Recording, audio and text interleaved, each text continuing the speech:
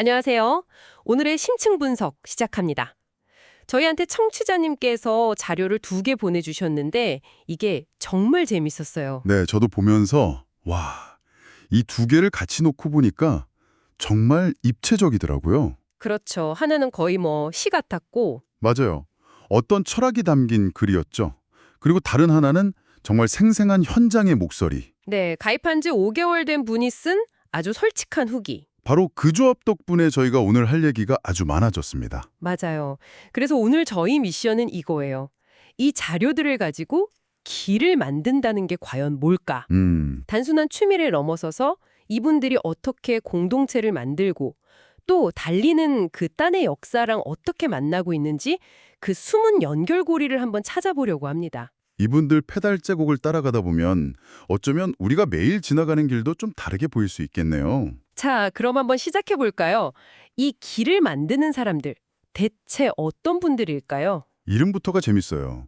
하맴. 네, 함께 타는 MTB의 줄임말이라고 하더라고요. 아주 간단한데.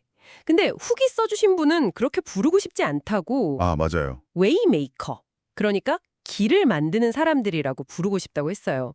심지어 이런 표현까지 썼더라고요. 없는 길을 만들고 임도도 아닌 싱글 임도만 찾아다니는 이상한 사람들의 집합소. 하하. 그 이상함이라는 표현이 사실은 이분들의 정체성을 가장 잘 보여주는 것 같아요. 아, 그런가요? 네. 다른 자료에 나온 구절 있잖아요. 누가 정한 길은 우리 길이 아니야. 또는 속도보다 방향을 묻는 사람들. 이게 정확히 같은 맥락이거든요. 요즘 많은 아마추어 스포츠가 기록, 데이터 이런 거에 좀 집착하는 경향이 있잖아요. 아, 그렇죠. 스트라바 같은 앱도 있고 누가 더 빨리, 더 멀리 갔나 경쟁적으로 올리고. 바로 그거죠. 근데 하맴은 그런 가치 시스템 자체를 정면으로 거부하는 것처럼 보여요. 아, 그 지점이 정말 흥미롭네요.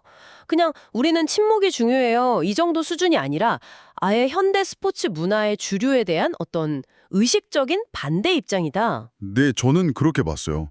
그래서 후기에 나온 남은 건 기록이 아닌 얼굴들이라는 구절이 그냥 좋은 말이 아닌 거죠. 와, 그 말이네요. 모든 여정이 끝났을 때 GPS에 찍힌 숫자가 아니라 같이 땀 흘리고 웃었던 동료들 얼굴이 남는다. 이게 그냥 말이 아니라 실제 활동 방식이라는 거잖아요. 그렇죠. 2025년 12월 13일 송년회에 23분이 모였다고 하는데 닉네임들이 굴렁쇠, 바람의 딸, 아사누랑이. 벌써부터 개성이 막 느껴지죠. 네. 이런 별명으로 서로를 부르는 순간부터 이미 기록보다는 관계가 훨씬 중요해지는 거예요. 정말 그렇네요.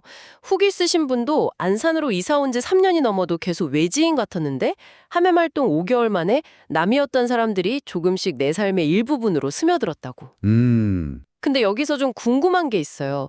이렇게 함께를 강조하는 문화가 때로는 좀 부담스럽거나 폐쇄적으로 느껴질 수도 있지 않을까요? 오, 아주 날카로운 지적이세요. 빵꾸 하나에 모두가 멈춰서 해결해주는 건 물론 고마운데 한편으로는 엄청난 압박일 수도 있겠다. 이런 생각도 들거든요. 맞아요. 실제로 그런 강한 유대감이 새로운 사람한테는 진입장벽이 되거나 내부적으로는 좀 위험할 수도 있죠. 근데 이 후기를 보면 하맴의 방식은 조금 다른 것 같아요. 어떤 점에서요?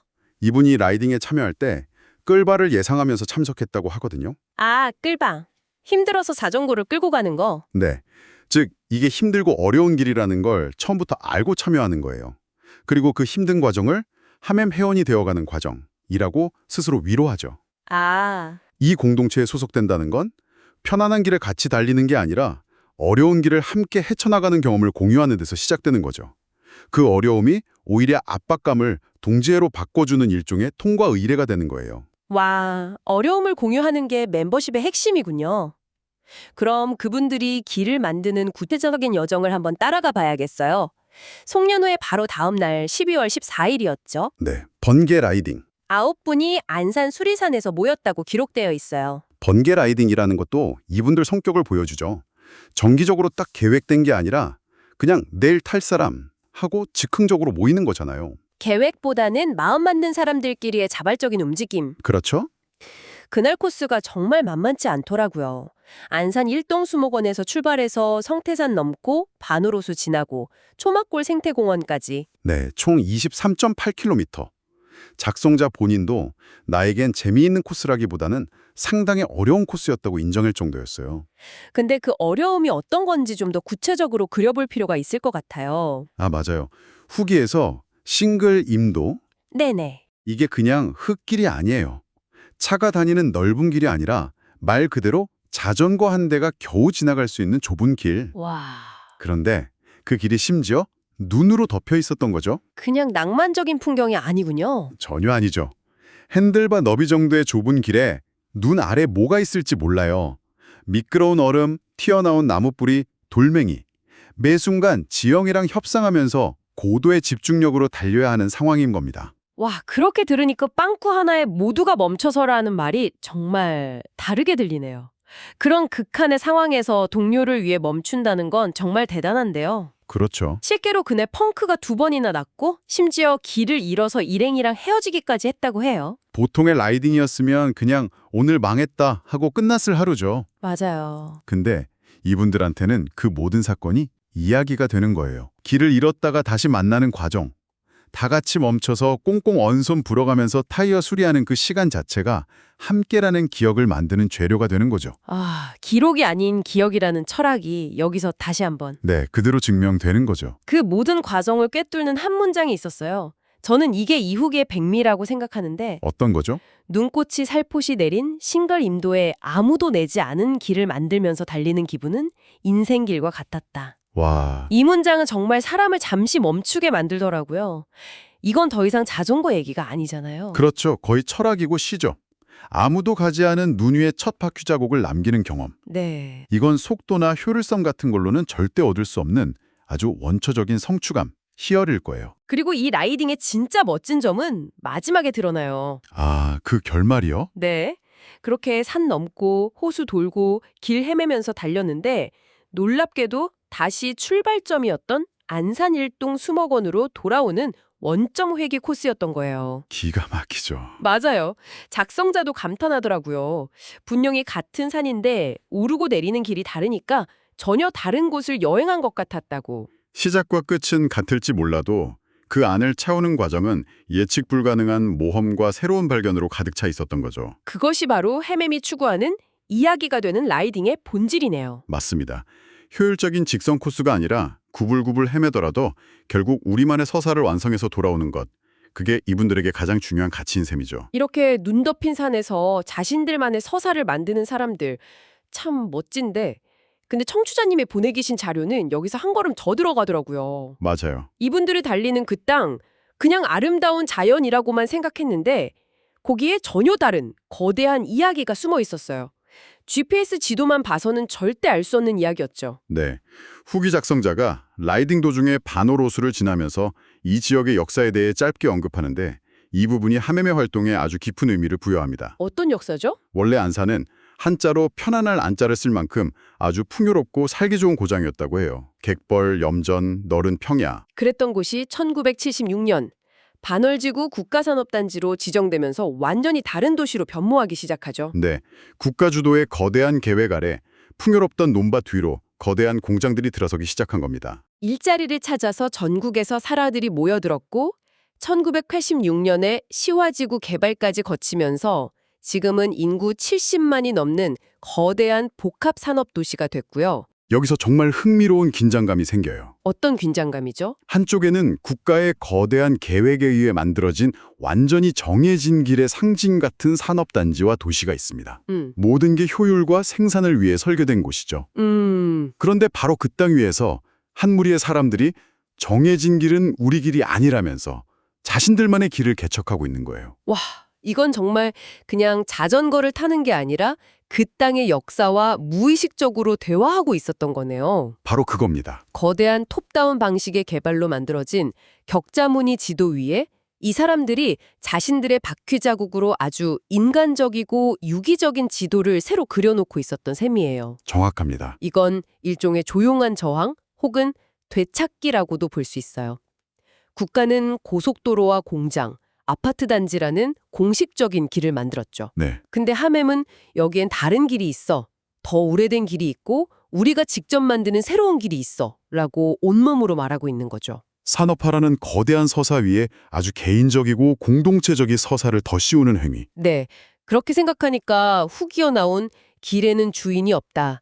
누군가 한 번 길을 만들면 또 다른 사람이 다니면서 길이 되었다는 구절이 훨씬 더 깊게 와닿네요. 맞아요. 국가가 만든 길 위에서 살아가지만 그 안에서 자신들만의 길을 만들면서 새로운 공동체와 역사를 써내려가는 모습이 겹쳐 보여요. 함께 지나가면 그 길은 우리 것이 된다는 믿음이 정말 대단하게 느껴집니다. 거대한 도시의 역사 위에 자신들의 작은 바퀴 자국으로 새로운 이야기를 덧입히고 있는 셈이니까요. 그들의 라이딩은 단순한 레저 활동을 넘어 그 땅과 관계를 맺는 하나의 방식이 되는 거죠. 자, 청취자님 덕분에 정말 깊은 이야기를 나눴네요. 한번 정리해 볼까요?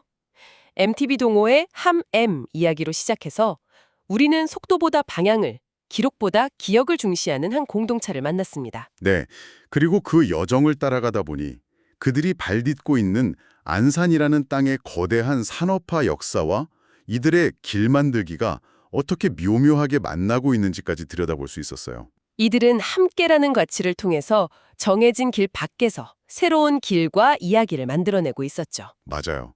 후기 작성자께서 낯선 도시 안산에서 5개월 만에 깊은 소속감을 찾았듯이 이들의 방식은 단순한 취미를 넘어서 세상을 살아가는 하나의 태도가 되고 있었습니다. 라이딩을 다 마친 작성자는 주차장으로 돌아왔다가 우연히 성어박물관을 발견하죠. 아, 네. 조선 후기 실학자 성호 이익 선생의 박물관? 그리고 그는 문득 궁금해합니다. 왜 이곳에 성호 이익 선생의 박물관이 있는 것인가?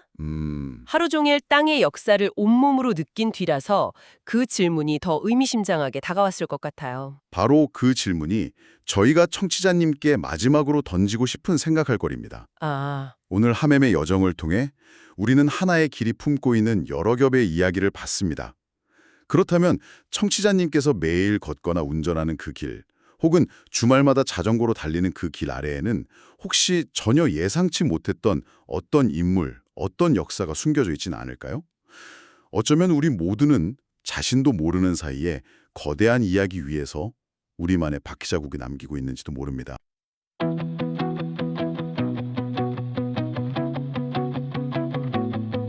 아스팔트 끝에서 페달을 밟아 지도가 멈춘 곳으로 들어가 누가 정한 길은 우리 길이 아니야 발자국 하나로 시작된 이야기 짐승이 먼저 지나던 그 흔적 위로 우리는 웃으며 이름을 남겨 속도보다 방향을 묻는 사람들 오늘도 길은 우리를 부르네 넘어져도 괜찮아 긁어도 괜찮아 함께라면 그게 길이 돼